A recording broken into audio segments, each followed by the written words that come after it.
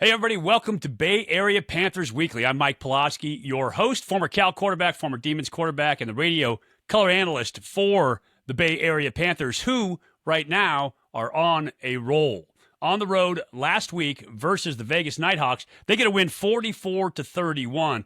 But better than that, they pitched a shutout in the first half. And in the indoor football league, where the field is half the length of a big field, that is hard to do. So a huge defensive accomplishment. The offense, Josh Tomas, Josh Jones, effective running the football, just efficient. I think efficient is the word for the offense right now. And you don't have to be flashy when you're playing great defense, which is what the Panthers are doing. It was a fun game to watch. It's going to be a fun one to talk about. We got a couple players coming up later on. We'll be talking to Trey Meadows. We'll be talking to Sid Walker, get a little view from the offensive line. But right now, we've got head coach Rob Keefe. And coach, you guys put it on them in the first half last week, pitching a shutout. How hard is that to do in the indoor football league? Well, look, man, all things were clicking for us, right? I mean, this is where you never know which way the game was going to go. We started getting stopped. Like, they got a great defense and athletes all over the field. I mean, they look like a very professional, defense in height, weight, and body and athleticism. But then we came right back with a stop of our own. And that's when we kind of knew, hey, everything was going to be okay. And, yeah, very fortunate to pitch a shutout in that first half there, which really got us off to a very fast start. And we never looked back. So I was looking down the stats list because I just wanted to see where you guys stood defensively. Number one overall defense, which is pretty nice. Number one in points against, pretty nice. You're in a three-way tie for first place in terms of interceptions with 18, which is nice. Number one in pass defense in terms of pass completions, so completion percentage. Number two in passing yards per game. And number one in defensive efficiency versus the pass. You put those numbers together, and you got yourself a pretty good squad on the defensive side of the ball. Yeah, look, all credit goes to the players. The coaches are working really hard to put the guys in the best positions possible. But, they understand. I mean, they're smart guys. Like, I say this every year.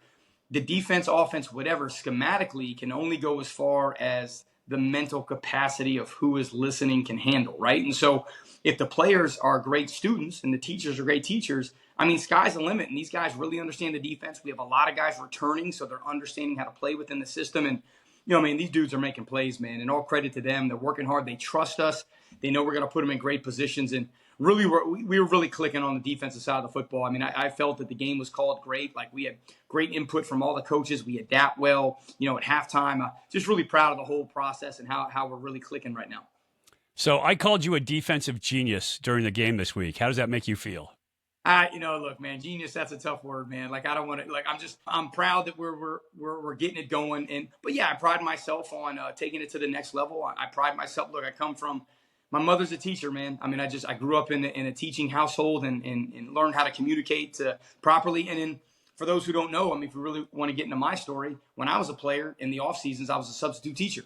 And so, just really learned how to communicate in a proper, efficient manner to get the best out of the student. That's all it is, man. I mean, football happens to be my classroom and the players are the students. And, at the end of the day, man, there's no such thing as a bad student. It's a bad teacher. So I pride myself on having to teach. And the film we watch and the board work and the quizzes and the tests and everything that we give them out from a paperwork standpoint and the depth charts and the scouting reports and everything that we do on a daily basis to get them ready. And they're very visual, right? So they have to see it and all the walkthroughs and stuff. So I'm just proud of the whole process and how we're really teaching and really proud of the progression of the guys.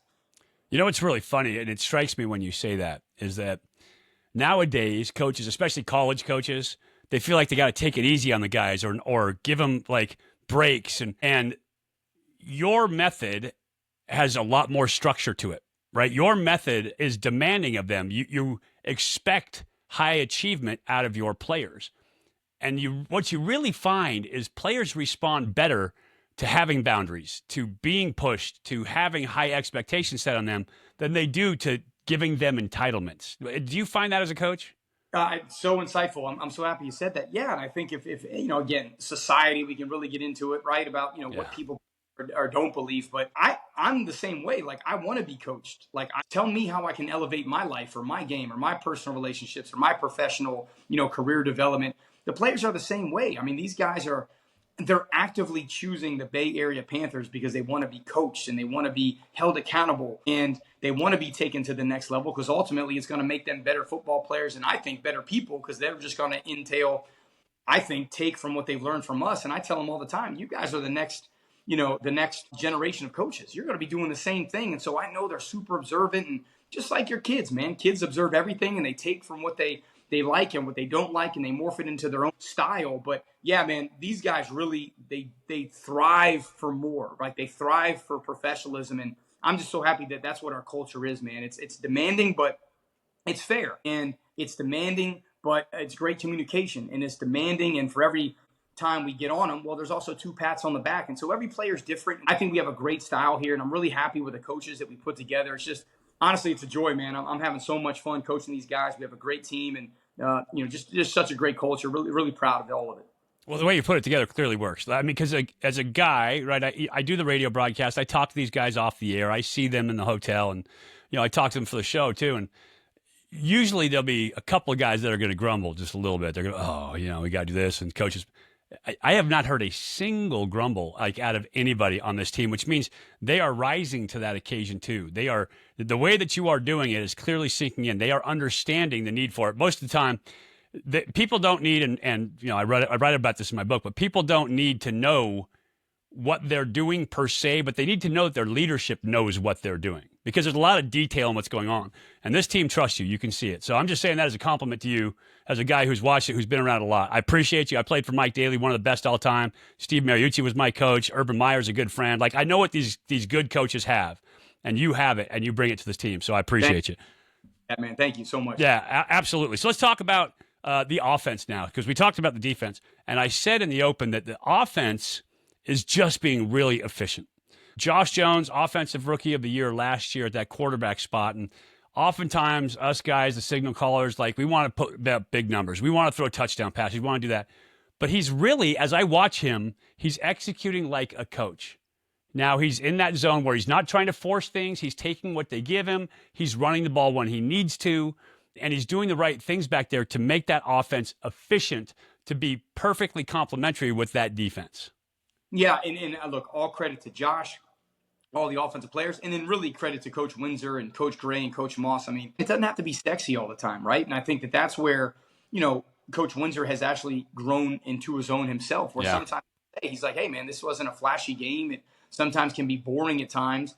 And that's really the mark of an offensive coordinator who is learning, hey, all that matters is us winning. And how do we continue to get the ball down the field? Sometimes it's not the sexiest play call, but it works. And that's where I think that the growth of our coordinators, our coaches, our young players who are developing every day is, hey, what is the defense giving us? How can we take advantage of it? Whatever the game plan is, that's what the game plan is. And ultimately, the goal is to win the game. We're taking care of the football the way that a really, really good team should, and just proud of them all, man. I mean, it's so great to see the kind of the little nuances. Literally, I'm watching these guys every day just become better and better and better. It all stems from the coaches and goes back to what we were talking about earlier. The culture of the trust that they're going to put these guys in the best positions possible. And it's awesome to see how they literally break down defenses week in, week out, and how they execute the game plan. It's awesome to see. That just stuck with me when you said it. It doesn't have to be sexy. It's just got to win. As a former high school coach myself, right? Having coached at several levels, but in the high school level, I love the vertical passing game. I want to throw that ball vertical.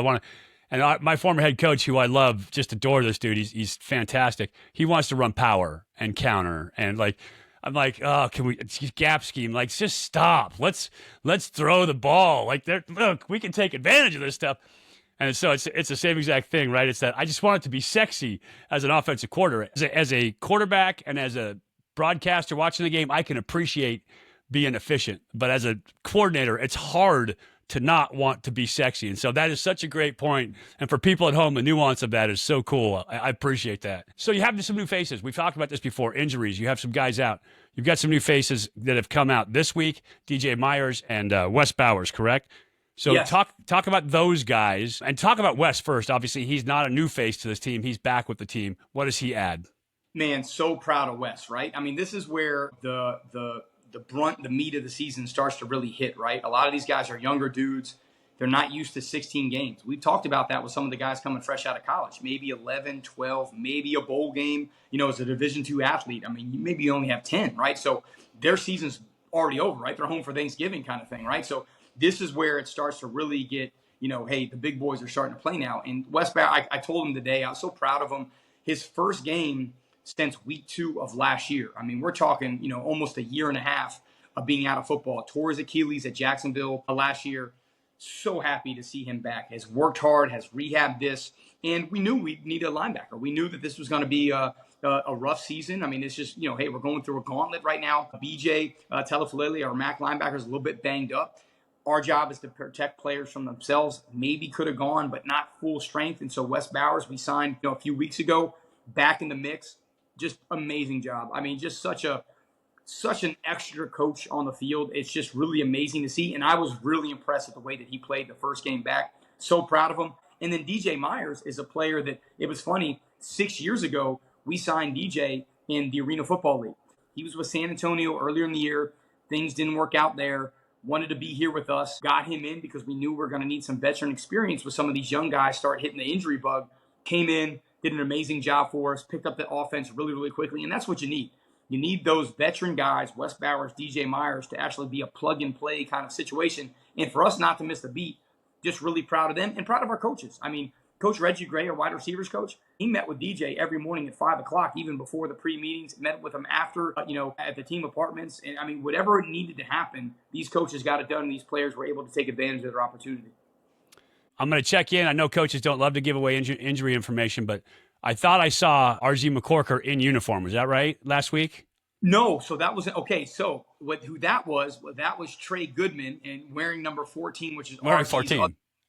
So RZ looks like he's going to be out for a while. That's a public known fact, which is unfortunate. RZ had a great first half of the season for us, but unfortunately he's going to be down for a while. But great team doctors, everything. But we signed another player, and Trey Goodman. And Trey Goodman was a rookie out of UTEP. Played for Austin Peay as well. The Governors out of Austin Peay State. Just did an amazing job for us, and we signed him, a rookie, fresh out. And again, go back to Coach Gray. We had 2 out of the 5 skill positions on offense were guys that we haven't had before. And so for us to continue the progress that we had on offense, it was awesome. And credit to Coach Windsor of understanding how to use them in the right situation. But these guys were able to pick up the offense quick. And that goes back to, I think, our culture where we're able to find guys that have the mental capacity to pick things up quick, plug and play, plus they're athletes at the same time. Just we're attracting the right people. And then I tell the players too, we're not going to bring anybody in here that's not going to add value or take away from the culture. They're all great people, all high character. The players trust us, like you were talking about, that they were going to be able to be surrounded by good guys coming in. They adopted them quickly, got them caught up, and then again, Trey Goodman, new wide receiver. Well, let's room him with a quarterback on the road. DJ Myers, new wide receiver. Let's room him with the other quarterback on the road. Yeah. All these little things that we do to catch these guys up, I think it translates to wins any day of the week, and really happy that they were able to step up and make plays for us. Yeah, it's huge. When new guys can contribute right away, that's a big piece of it. This week you have the Arizona Rattlers coming up. And so it is a big-time game until they're knocked off. And I will continue to say this because we played the Orlando Predators. And the year that we won it all, they were the defending champions, and we had to knock them off to get it. They are the defending champions. And so Arizona comes in. They're fresh off of a loss. Talk about what this game means for you. We're going to get everybody's best, and Arizona's always going to give their best on us. That's just the way it is. Completely respect Arizona, and in my opinion, more than any team in the league. Well coached, great personnel, the defending champions, great history, knowledgeable about situational football awareness, and there's a rivalry to it. So you add that all up together. Plus, we lost to them when we went down there earlier in the year. Dalton, a former quarterback of ours who won us a championships, coming back here. I mean, you can talk about this thing until the cows come home. I mean, it's going to be an awesome game. I hope, the crowd is going to be amazing. From when I'm here, there's a lot of people going to be coming to this thing, which makes me excited for the players. It's going to be cool, man. I think this is what the Indoor Football League is all about. By far the game of the week. We're going to be ready. They're going to be ready. And we got to take care of business. And I know they're saying the same thing. And that's the respect that we have. And I'll always tip my hat to them because it's going to be a war for sure. Yeah, you guys number one in the coaches poll right now. You replaced them as number one in the coaches poll. And so 2 really good football teams coming up. Coach, I appreciate you coming on. Don't go away. We got Trey Meadows coming up. We got Sid Walker coming up. Again, the game this Sunday, the 22nd, starts at 5:05 in the SAP Center. Make it down there if you can. If you can't, you can pick up the game right here. KMBR 1050. Kevin Richardson, myself, will have the call. The pregame starts at 4:50. But don't go away. We'll be right back with more Bay Area Panthers Weekly right after this.